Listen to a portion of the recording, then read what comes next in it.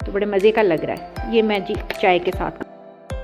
Happy birthday dear Maham. Maham ये माहम ये मेरी तरफ से। चलिए आपके लिए चाय। थैंक यू सो मच जी। वालेकुम सलाम।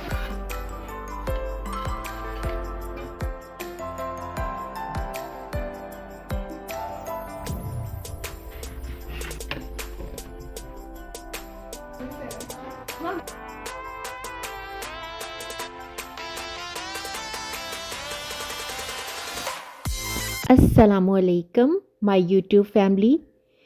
उम्मीद करती हूँ कि अल्लाह के फजलो करम से आप सब खैरियत से होंगे।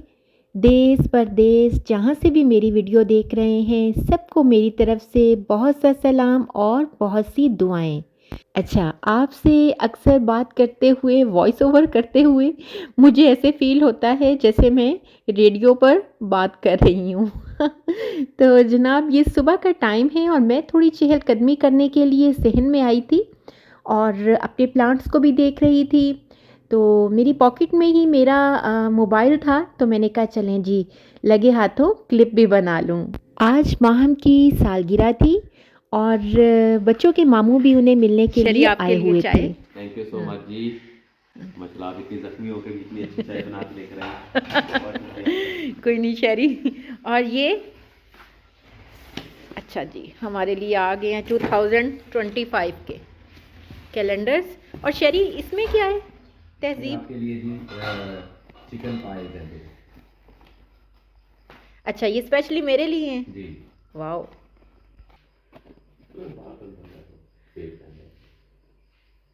तो बड़े मज़े का लग रहा है। ये मैं जी चाय के साथ खाऊंगी फिर। बच्चे स्कूल से आए तो वो भी अपने मामू से मिलकर बहुत खुश हुए।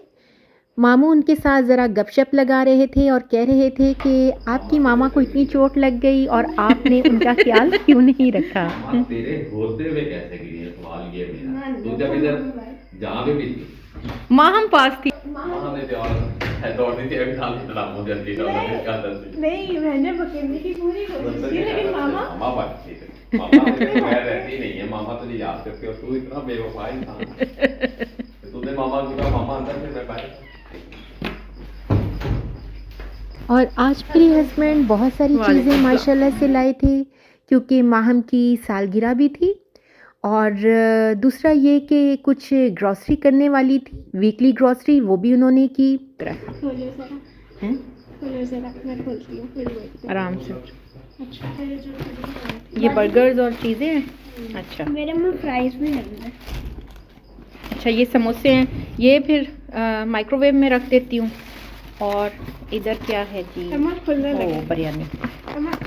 हाँ हाँ, खोलो खोलो।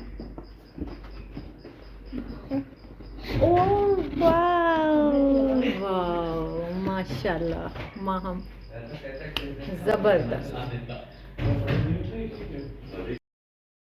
केक माशाल्लाह से बहुत खूबसूरत था और उस पर हैप्पी बर्थडे माहम अली लिखा हुआ था, वो भी मुझे बहुत खूबसूरत लगा।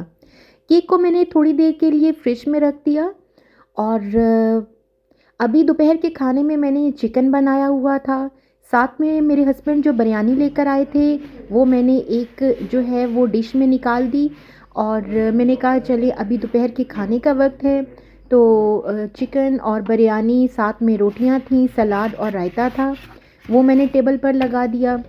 और बाद में सालगिरह के वक्त फिर समोसे और केक और साथ में बर्गर्स वगैरह हो जाएंगे। तो यहाँ पर जी बच्चों ने बहुत ही खूबसूरत कमरा सजाया था और इसी कमरे में जी माहम की हमने सालगिरह सेलिब्रेट करनी थी और ये माहम ही सजा रही थी। और आखिरकार जी इंतज़ार की घड़ियाँ ख़त्म हुई और कैंडल्स को लाइट अप किया गया और माहम ने अपना फाइनली केक कट किया, जिसका वो सुबह से बड़ी ही बेचैनी से इंतज़ार कर रही थी। Happy birthday to you, happy birthday to you, happy birthday dear Maham, happy birthday to you. तो खिलाते हुए भी खिलाओ एक दफ़ा भाई को, दोबारा दोबारा खिलाओ। दोबारा खिलाओ भी। माहम महामीर होगी। महाम ये मेरी तरफ से नहीं, क्योंकि मैं तो आया नहीं नहीं नहीं, मुझे वो आपका नहीं मुझे आना काफी है। नहीं मुझे वो अंदाजा नहीं था, नहीं तो मैं गिफ्ट लेकर आया। ये ले लो। मग बंद कर। और माहम को जी मिले थे आज गिफ्ट में बहुत सारे पैसे और माहम बहुत खुश थी और खुशी में वो बबल्स बना रही थी। यहाँ पर जी शामी कबाब बनाने की रेसिपी आपके साथ शेयर करने जा रही हूँ। और शामी कबाब बनाने के लिए मैंने लिया है चिकन बोनलेस और ये तकरीबन जी 3 पाव के करीब बोनलेस चिकन है। और मैंने इसे फ्रीज़ किया हुआ था तो सुबह ही फ्रीज़र से बाहर निकाल के रखा है। और दाल जो है वो तकरीबन 1.5 पाव के करीब दाल है, यानी आधा किलो से कम। 3 पाव चिकन और आधा किलो से कम दाल। अच्छा, उसके बाद जी यहाँ पर मैंने ले लिए हैं साबुत कुछ गरम मसाले जो इस वक्त अवेलेबल थे, मैंने वही निकाल लिए हैं। बड़ी इलायची और दालचीनी ख़त्म हुई थी तो मैंने कहा कि चले जो इस वक्त अवेलेबल है उन्हीं से काम चला लेते हैं। और यहाँ पर जी 7 से 8 जवे लहसुन के मैंने छील कर रख लिए हैं। और ये है जी अदरक का एक बड़ा टुकड़ा जिसे मैंने मज़ीद छोटे टुकड़ों में तकसीम कर लिया है। और साथ में इधर है प्याज, और ये एक प्याज है जिसे मैंने काट लिया है, रफली काटा है, कोई चॉप नहीं किया। अच्छा, उसके बाद जी हाँ ये हैं आलू। आलू डालने से हमारे शामी कबाब की बाइंडिंग बहुत ही ज़बरदस्त हो जाएगी। कैसे होगा ये अभी आप खुद ही देख लेंगे। और साथ में जी हैं यहाँ पर स्पाइसेस जिनमें सिर्फ बेसिक स्पाइसेस हैं, नमक, सुर्ख मिर्च, हल्दी और सूखा धनिया। अच्छा, यहाँ नमक की मिकदार जो है 1.5 टेबल स्पून है, सुर्ख मिर्च 1.5 टेबल स्पून, 1/2 टेबल स्पून हल्दी है और 1.5 टेबल स्पून ही इसमें कोरिएंडर पाउडर है। तो ये हमारे सारे स्पाइसेस थे। और शामी कबाब मैं कुकर में बनाने जा रही हूँ। साथ में जी यहाँ पर मैंने पानी भी रख लिया है। तो अब हम इन तमाम चीज़ों को कुकर में डालते हैं।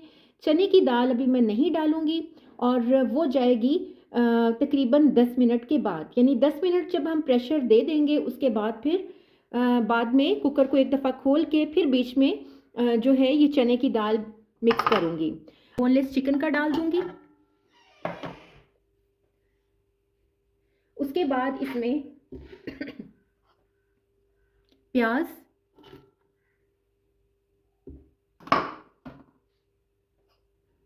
लहसुन,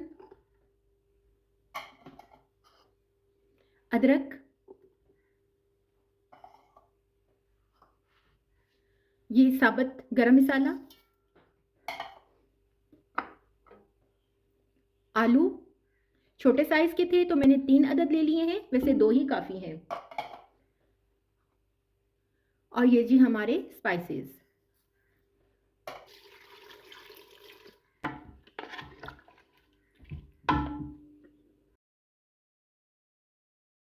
कुकर को बंद करने के बाद जी 10 मिनट के लिए मैंने छोड़ा था और 10 मिनट इसकी विसल होती रही है। उसके बाद मैंने इसमें चने की दाल भी अच्छे से शामिल कर दी है। और चने की दाल शामिल करने के बाद दोबारा से कुकर लगाया है और तकरीबन 12 से 14 मिनट जो है वो कुकर चला होगा। और देखिए कितना अच्छा मसाला रेडी हो चुका है और चने की दाल बहुत ही अच्छी तरह से गल चुकी थी, सॉफ्ट हो चुकी थी। चिकन जो है वो भी बिल्कुल सॉफ्ट हो चुका था और इसमें बिल्कुल भी पानी नहीं था और बहुत ही अच्छा से मसाला जो है वो कुक हो चुका था। तो ये जी शामी कबाब बनाने की हमारी रवायती और बहुत ही ऑथेंटिक किस्म की रेसिपी है। आप इसको ज़रूर फॉलो कीजिएगा। इसमें किसी किस्म के अंडे वगैरह डालने की ज़रूरत पेश नहीं आई क्योंकि ये मसाला ना बहुत ज़्यादा सॉफ्ट था और ना बहुत ज़्यादा सख्त था, बल्कि एक बहुत ही बेहतरीन और कह लें कि आइडियल किस्म का शामी कबाब का मसाला तैयार हुआ था। और इसको मैंने जिस डंडे के साथ में जो है वो अदरक लहसुन का मसाला कूटती हूँ उसी के साथ मैंने इसको कूट लिया। और यहाँ पर जी मैं अंडे वॉश कर रही थी। अभी मेरे हस्बैंड अंडे लेकर आए थे तो मैंने कहा कि इनको भी वॉश करके रख दूँ। और अंडों को हमेशा जी वॉश करके रखना चाहिए और इनको 5 मिनट से ज़्यादा पानी में डिप ना रहने दें, क्योंकि इससे इनकी फ्रेशनेस जो है उस पर असर पड़ता है। तो मेरी हमेशा से आदत है कि जो अंडे मुझे फ्रिज में रखने होते हैं उनको मैं जो है वो प्लास्टिक के केसेस में निकाल कर फ्रिज में रख देती हूँ, और जो मुझे रूम टेम्परेचर पर चाहिए होते हैं उनको मैं अलहदा से अपनी एग बास्केट में निकाल कर काउंटर टॉप पर ही रख देती हूँ। सर्दियों में अंडों का इस्तेमाल बहुत बढ़ जाता है, हर घर में ऐसा ही होता है। और हमारे घर भी माशाल्लाह से जी हर दूसरे दिन तीसरे दिन जो है मेरे हस्बैंड बहुत सारे अंडे लेकर आते हैं और पता ही नहीं चलता ख़त्म हो जाते हैं। तो यहाँ जी आप चेक कर सकते हैं कि ये मिसाला कितना ही रेशेदार और कितना अच्छा बना था, और मैंने जी बिल्कुल भी टाइम नहीं लगा और बहुत सारे कबाब बनाकर रख दिए।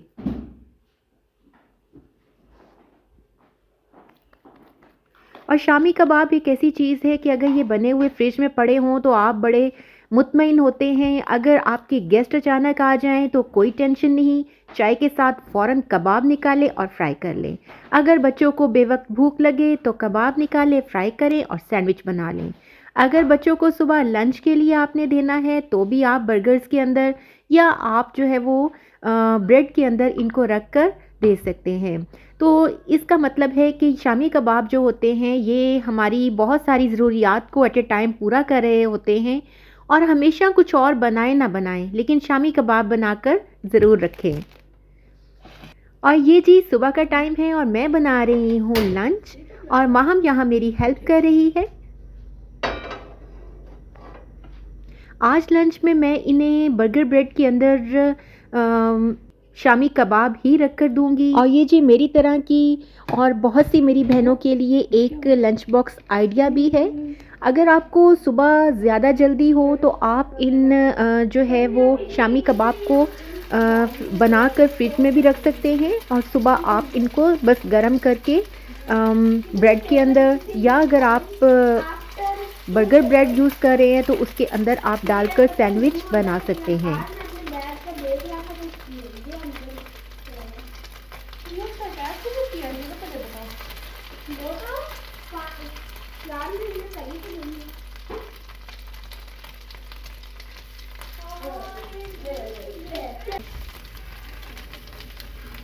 और यहाँ जी शामी कबाब फ्राई करने के साथ साथ मैंने हाफ़ पीस स्लाइस का रखा हुआ था, और इसे भी मैं घी में फ्राई कर रही थी क्योंकि ये मैं खिलाऊंगी अपनी कैट्स को। सुबह सुबह उन्हें बहुत ज़्यादा भूख लग रही होती है और वो वेट में होती हैं कि जल्दी से कब मैं उठूं और उन्हें कुछ खाने के लिए दूं। तो यहाँ जी मेरी कैट्स भी खड़ी हुई थी मेरे साथ ही, और वो अपने लंच बॉक्स का इंतज़ार कर रही थी। तो बस जी झटपट से मैंने सारे शामी कबाब बनाए और उसके बाद बर्गर्स बना लिए।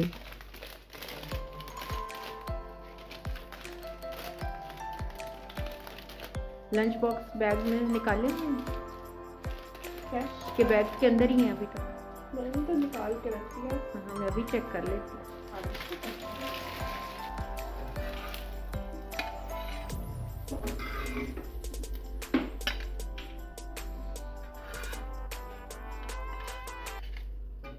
अच्छा, इन बर्गर्स में मैं चीज़ स्लाइस नहीं रखूँगी।